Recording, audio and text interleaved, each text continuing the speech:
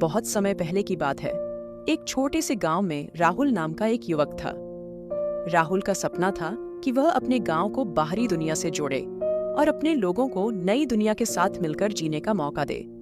उसका मन किसी भी सीमा को छूने का था और उसने अपने सपने को पूरा करने के लिए एक नया रास्ता तलाशने का निर्णय किया।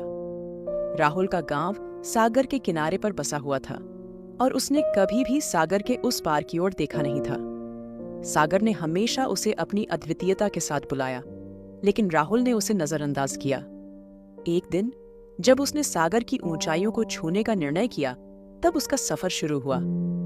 राहुल ने अपने गांव को छोड़कर सागर की ओर बढ़ते हुए अनजान रास्तों को चुना। रास्ता कठिन था, लेकिन उसने हार नहीं मानी। वह सागर के किनारे के गांवों को यात्रा करते हुए नए दोस्त बनाता और उनसे नए जगहों के बारे में सुनता।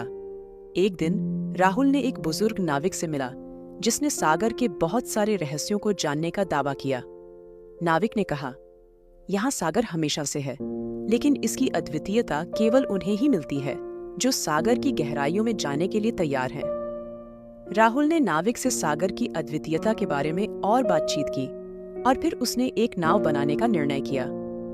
उसने अपने नए दोस्तों को भी इस मिशन में शामिल करने के लिए आमंत्रित किया। राहुल और उसकी टीम ने एक अद्वितीय नाव बनाया जो सागर की गहराइयों में जा सकता था।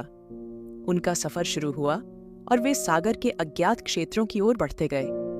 सागर की गहराइयों में पहुंचते ही उन्हें अद्भुत दृश्यों का सामना हुआ।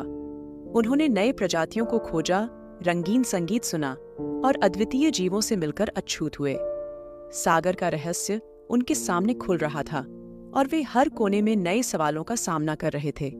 एक दिन जब वे सागर के सबसे गहरे हिस्से में पहुंचे, तो वहां एक बड़ा सा सुंदर समुद्री पुरातात्विक बना हुआ देखा गया। वह एक प्राचीन रहस्यमय समुद्री शहर था जो लोगों की धरती पर कभी देखा गया नहीं था।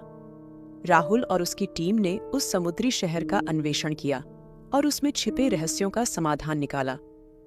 उन्होंने वहां रहने वाले समुद्री लोगों से मिलकर उनके साहित्य, कला और विज्ञान में नए ज्ञान का स्वागत किया।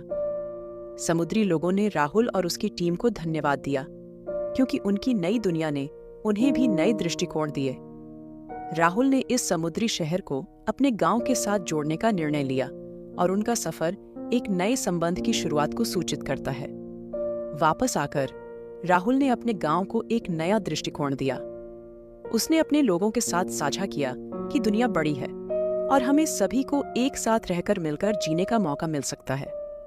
सागर ने उसे एक अद्वितीय सागर बनाया था, लेकिन उसने इसे अपने लोगों के साथ बांधकर दिखाया कि अद्वितीयता एक साझा साहस है।